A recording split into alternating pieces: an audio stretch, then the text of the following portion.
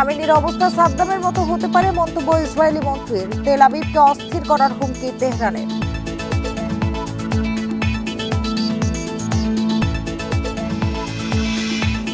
একশো প্রবাসী সহ তেহরান দূতাবাসের কর্মীদের সরাতে তৎপরতা শুরু। মধ্যপ্রাচ্য জুড়ে সতর্কতা সরকারের।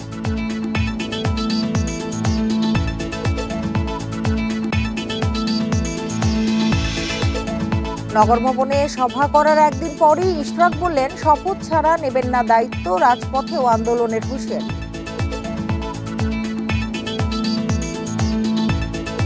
আমন্ত্রণ সংবাদ সন্ধ্যায় আপনাদের সঙ্গে আছে আমি সুমনা সেলিম। এতক্ষণ জানাচ্ছিলাম শিরোনামগুলো, এবার জানাবো পুরো খবর। ইরানের সর্বোচ্চ নেতা আয়াতুল্লাহ আলী খামেনির পরিণতি ইরাকের প্রয়াত প্রেসিডেন্ট সাদ্দাম হোসেনের মতো হতে পারে। মঙ্গলবার এ মন্তব্য করেন ইসরায়েলি প্রতিরক্ষা মন্ত্রী ইসরায়েল কাটজ। এ সময় ইসরায়েলি নাগরিকদের উপর ক্ষেপণাস্ত্র হামলা অব্যাহত রাখার বিষয়ে ইরানকে সতর্ক করেন তিনি। শিগগিরই তেহরানে গুরুতর হামলা চালানো হবে বলেও জানান কাটজ। আইডিএফ এখনও ইরানের ভূগর্ভস্থ ফোর্দো পারমাণবিক স্থাপনার হামলা চালায়নি বলে জানিয়েছে ইসরায়েলি সামরিক কর্মকর্তারা। যে কোনো সময় এটি ঘটতে পারে বলেও জানান তারা। এদিকে চলমান যুদ্ধে ইসরায়েল পরাজিত হবে বলে দাবি করেছেন ইরানের প্রতিরক্ষা মন্ত্রণালয়ের মুখপাত্র রেজা তালাইনিক। তিনি আরও বলেন, তেল আবিব সময়ের সাথে সাথে অস্থিতিশীল হয়ে উঠবে এবং তারা যা প্রত্যাশা করছে তাতে কেবলই হতাশা হবে। এদিকে ইসরায়েল সংঘাত বন্ধে আগ্রহী নয় বলে মন্তব্য করেছে রাশিয়া।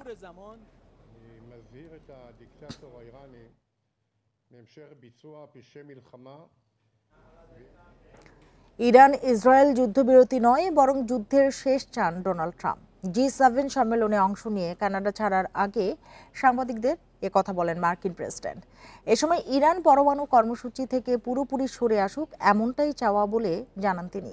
এদিকে ইরানি কর্মকর্তাদের সঙ্গে আলোচনার জন্য মার্কিন ভাইস প্রেসিডেন্ট জেডি ভ্যান্স অথবা মধ্যপ্রাচ্য বিষয়ক দূত স্টিভ উইটকফকে পাঠানোর কথা ভাবছেন ট্রাম্প। পরিস্থিতি বিবেচনায় সিদ্ধান্ত নেওয়া হবে বলেও জানান তিনি। অন্যদিকে ট্রুথ সোশ্যালে দেয়া এক পোস্টে ফরাসি প্রেসিডেন্ট ইমানুয়েল ম্যাক্রোর সমালোচনা করেন ডোনাল্ড ট্রাম্প। ইরান ইসরায়েল যুদ্ধবিরতির জন্য তিনি কানাডা ছেড়েছেন। ম্যাক্রোর এমন মন্তব্য নাকচ করেন মার্কিন প্রেসিডেন্ট। ফ্রান্সের জনসমর্থন পেতে ম্যাক্রো এই মন্তব্য করেছেন বলেও জানান ট্রাম্প।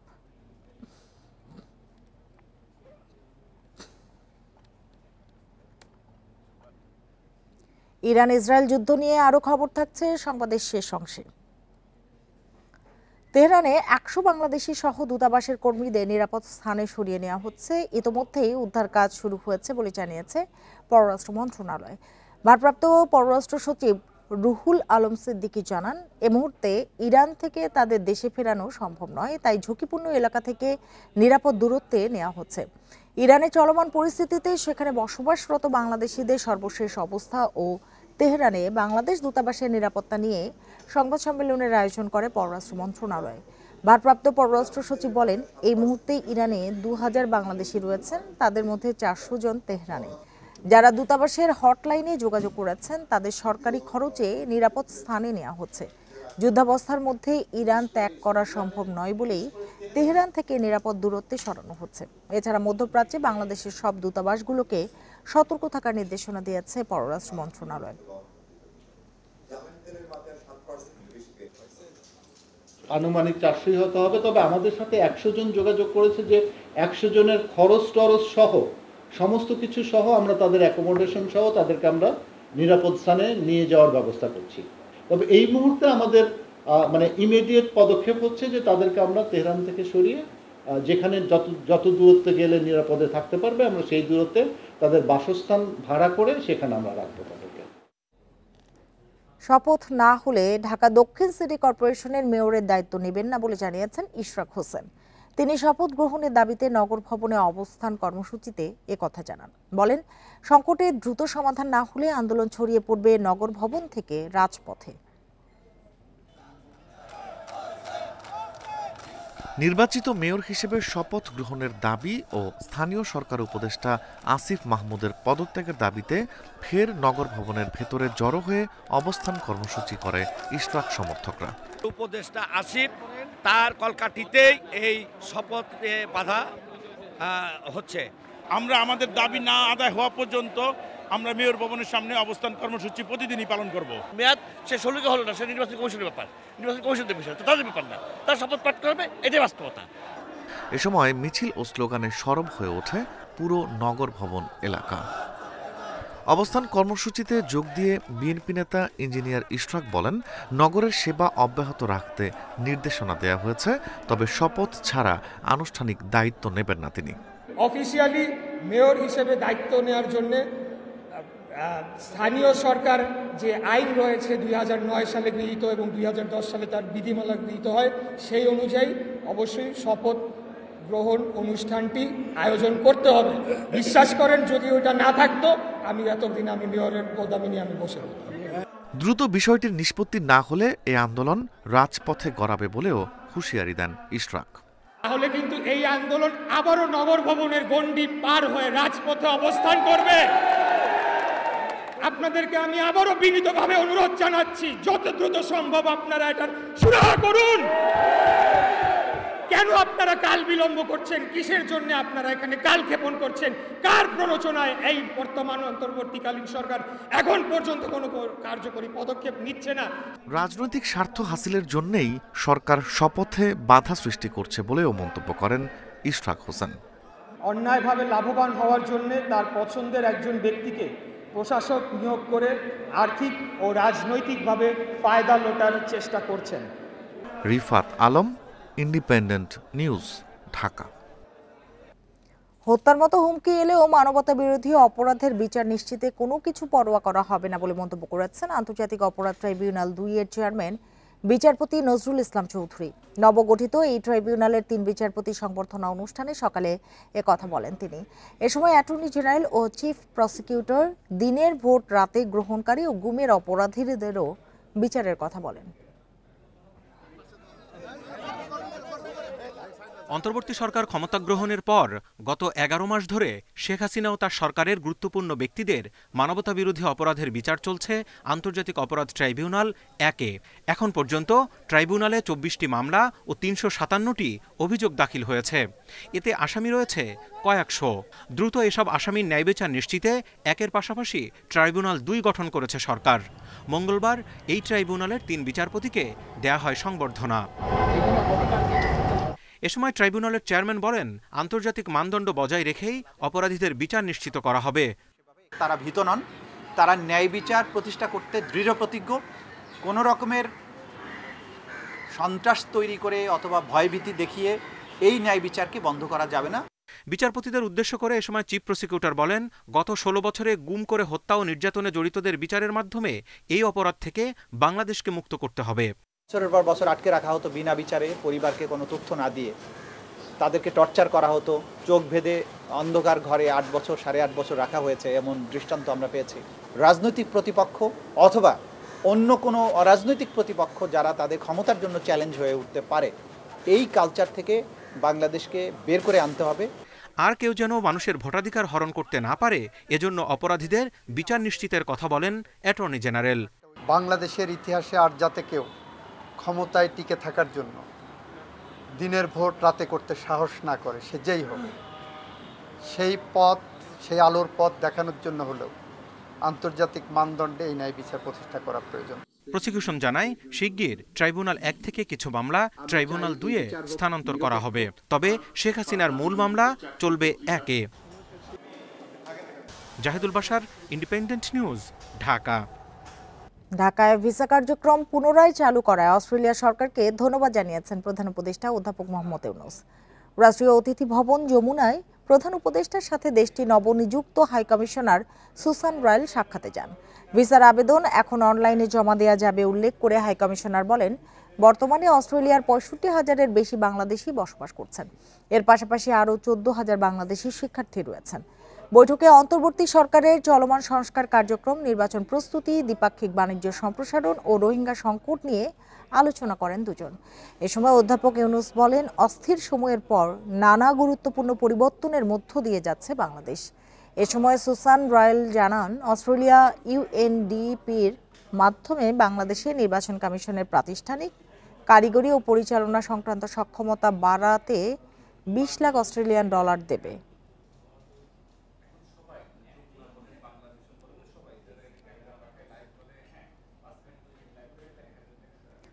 পলাতক শেখ হাসিনা ও সাবেক স্বরাষ্ট্রমন্ত্রী আসাদুজ্জামান খান কামালকে 24 জুন ট্রাইব্যুনালে আত্মসমর্পণের নির্দেশ দিয়ে বিজ্ঞপ্তি প্রকাশ করা হয়েছে। আজ বাংলা ও ইংরেজি দুটি জাতীয় দৈনিকে এই বিজ্ঞপ্তি প্রকাশ করা হয়। এতে বলা হয়েছে, নির্ধারিত তারিখে আন্তর্জাতিক অপরাধ ট্রাইব্যুনালে হাজির না হলে তাদের অনুপস্থিতিতেই বিচার কাজ শুরু হবে। শেখ হাসিনা ও আসাদুজ্জামানের বিরুদ্ধে 6টি ধারায় মানবতা বিরোধী অপরাধ আমলে নিয়েছে ট্রাইব্যুনাল। এসব অপরাধে তাদের বিরুদ্ধে গ্রেপ্তারি পরোয়ানা জারির পরও তারা পলাতক। ফলে ট্রাইব্যুনাল আইনের 31 বিধি অনুযায়ী আত্মসমর্পণের নোটিশ জারি করা হলো। এ বিষয়ে ট্রাইব্যুনাল আদেশ দেওয়ার পর চিফ প্রসিকিউটর জানান, 24 জুন পলাতক 2 আসামি আত্মসমর্পণ না করলে তাদের পক্ষে রাষ্ট্র আইনজীবী নিয়োগ করবে। কোনো ব্যক্তি জানে না যে তার বিরুদ্ধে মামলা চলছে, এটি সাধারণত বিশ্বাসযোগ্য নয়। তারপরেও আইনের প্রত্যেকটি বিধান ফলো করার উদ্দেশ্যে এবং ন্যায় বিচারের স্বার্থে আজকে দৈনিক আমার দেশ এবং নিউ এজ পত্রিকার ফ্রন্ট পেজে এই বিজ্ঞপ্তিটি প্রকাশ করা হয়েছে। কুষ্টিয়া 1 আসনের সাবেক সংসদ সদস্য আকম সারওয়ার জাহান বাদশাকে রাজধানীর মোহাম্মদপুর এলাকা থেকে গ্রেপ্তার করেছে পুলিশ। দুপুরে বসিলা এলাকায় অভিযান চালিয়ে তাকে গ্রেপ্তার করা হয়। পুলিশ বলছে, জুলাই গণঅভ্যুত্থানে ছাত্র জনতার উপর হামলার অভিযোগ রয়েছে তার বিরুদ্ধে। মোহাম্মদপুরে ছাত্র জনতার উপর হামলা চালিয়ে হত্যার ঘটনায় তার সম্পৃক্ততা পাওয়া গেছে বলেও জানায় পুলিশ। এছাড়া দুর্নীতির অভিযোগও রয়েছে সাবেক এই এমপির বিরুদ্ধে।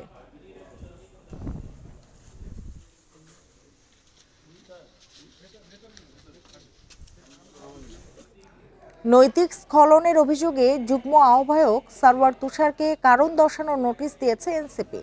সামাজিক যোগাযোগ মাধ্যমে ওঠা অভিযোগের বিষয়ে আগামী 5 দিনের মধ্যে ব্যাখ্যা দিতে বলা হয়েছে। দুপুরে এক সংবাদ বিজ্ঞপ্তিতে সারওয়ার তুষারকে নোটিশের বিষয়ে জানায় এনসিপি। এতে বলা হয়েছে, বিষয়টি নিষ্পত্তির আগে পর্যন্ত সব সাংগঠনিক কার্যক্রম থেকে বিরত থাকতে হবে তুষারকে। গত সোমবার সারওয়ার তুষারের সঙ্গে দলটির কেন্দ্রীয় এক নেত্রীর কথোপকথনের অডিও সামাজিক যোগাযোগ মাধ্যমে ছড়িয়ে পড়ে। এই ঘটনার পর নারীকে হয়রানির অভিযোগে শুরু হয় আলোচনা সমালোচনা। তবে এ ঘটনার জেরেই কারণ দর্শাতে বলা হয়েছে কিনা তা উল্লেখ করা হয়নি বিজ্ঞপ্তিতে।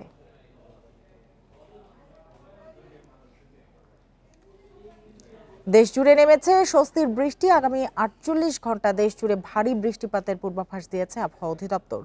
মৌসুমী বায়ু সক্রিয় থাকায় সৃষ্ট লঘুচাপের কারণে দেশের দক্ষিণ উপকূলীয় এলাকায় 3 নম্বর সতর্ক সংকেত জারি করা হয়েছে। এদিকে পার্বত্য অঞ্চলে রয়েছে ভূমিধসের ঝুঁকি। আকাশে মেঘের আনাগোনা, থেমে থেমে হালকা থেকে মাঝারি বৃষ্টি হচ্ছে। টানা ভ্যাপসা গরমে অতিষ্ঠ রাজধানীবাসীর জন্য এই বৃষ্টি এনেছে স্বস্তি। রাস্তাঘাটে মানুষের মুখে ফুটে উঠেছে স্বস্তির ছোঁয়া। কতদিন গরম গেল, কতদিন যেই আবহাওয়া আসলো উমলা গরম, তার থেকে আমরা ওখানে স্বস্তি পাচ্ছি যে এই আবহাওয়া, ওখানের আবহাওয়াটা ভালো, বৃষ্টি নামছে, আমরা অনেক শান্তিতে আছি, স্বস্তি পাওয়া যাচ্ছে। ওয়েদারটা খুব ভালো, যে আল্লাহর রহমত। এতদিন যে গরমটা ছিল আজকে একটু বেটার ফিল করতেছি। এমন একটা পরিস্থিতি হয়েছিল যে রাস্তাঘাটে বার হতে পারতেছিল না। আল্লাহর অশেষ রহমতে যে বৃষ্টি হচ্ছে, বৃষ্টি হওয়ার পরে যে ওয়েদারটা আসলে অনেক শান্তিপূর্ণ শহরটা বর্তমান অবস্থাতে আছে। আল্লাহ পাকের যে কি রহমত, আজকের এই ওয়েদারটা এত ভালো এবং এত শান্তিপ্রিয়। তবে সবচেয়ে বেশি খুশি শ্রমজীবী দিন মজুররা, কারণ বৃষ্টির পর ঠান্ডা আবহাওয়ায় কাজ করতে সুবিধা হচ্ছে বলছেন তারা। পিছনের কয়েকদিনের জন্য আজকের আবহাওয়াটা অনেক সুন্দর যাচ্ছে, গাড়ি চালা অনেক খুব ভালো লাগতেছে। কিছুদিন আগে যে গরম গেল, গরমের তুলনায় আজকের দিনটা ভালোই গেছে। যাত্রী মোটামুটি ভালোই খ্যাপ হচ্ছে, আগে মানে যে গরমগুলো পড়ছে খ্যাপও হয়েছিল না। গত 24 ঘন্টায় সর্বোচ্চ বৃষ্টিপাত রেকর্ড করা হয়েছে সন্দ্বীপে 76 মিলিমিটার, আর ঢাকায় বৃষ্টি হয়েছে 7 মিলিমিটার।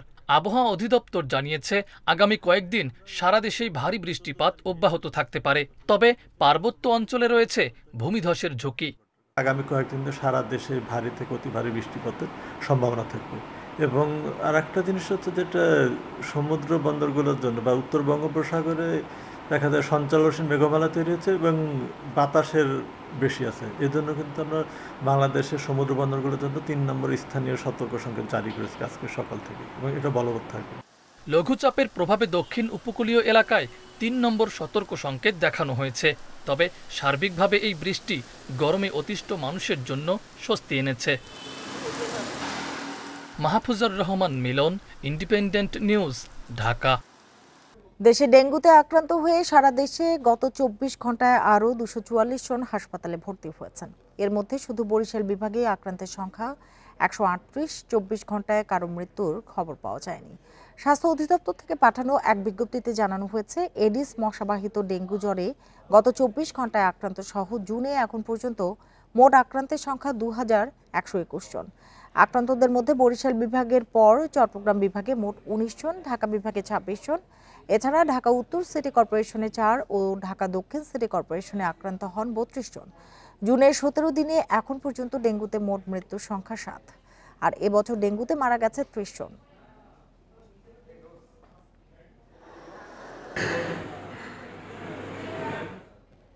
ইরান ইসরায়েল যুদ্ধের প্রভাবে বিশ্ববাজারে বেড়েছে জ্বালানি তেলের দাম। গত 5 দিনে দাম বেড়েছে প্রায় 6% মতো।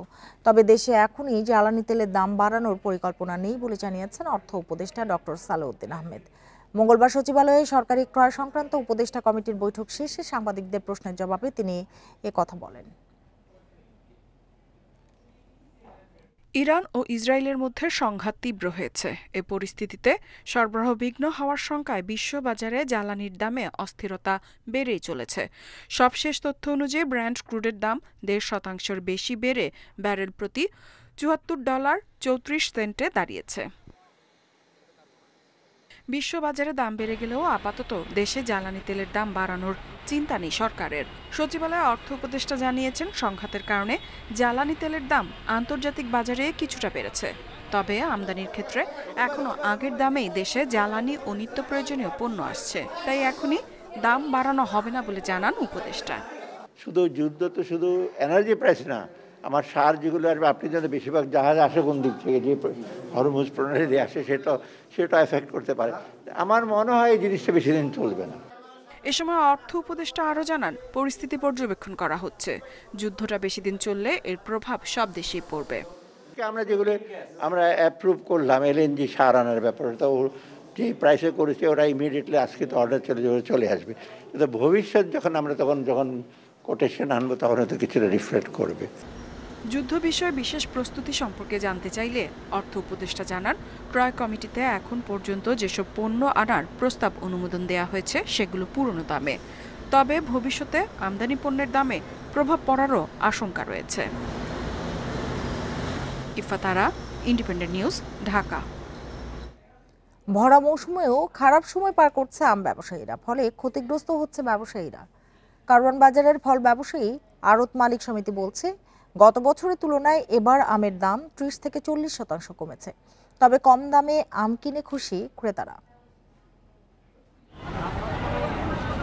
রাজধানীর পাইকারি বাজারে হিমসাগর আম্রপালি প্রতি কেজি বিক্রি হচ্ছে 50 টাকায়। গত বছর যা ছিল 90 থেকে 100 টাকা। একই সাথে ল্যাংড়া আমের দাম নেমেছে 40 টাকায়। এবার দেশে আমের ফলন ভালো, তবে ভরা মৌসুমে বাজারের দাম নিয়ে হতাশ ব্যবসায়ীরা। গত বছরের চেয়ে এবছর আমের দাম 30 থেকে 40% কমেছে। সব এলাকার সিজন একসাথে লাগছে। দ্বিতীয়ত ঈদের এই লম্বা 10 দিন বন্ধে মানুষের আসা যাওয়া এটা নিয়ে, তারপরে এই ছুটি কাটাতে আবার সব জায়গার আম একসাথে লেগে গেছে। একসাথে লাগার কারণে সমস্ত আমের বাজার 10 নেমে গেছে। 10 দিন ঈদের ছুটি থাকায় ক্রেতাদের উপস্থিতি ছিল কম, সে তুলনায় আমের সরবরাহ ছিল বেশি। গত বছর হিমসাগর আম এটা আপনার বেচি 80-100 টাকা কেজি, এখন এটার দাম আছে 40 টাকা 50 টাকা KG.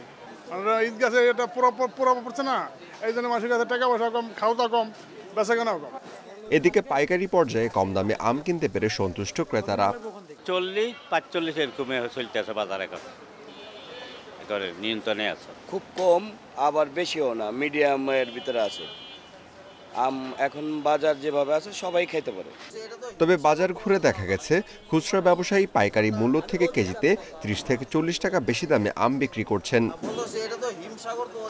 Amirul Islam, independent News, Dhaka.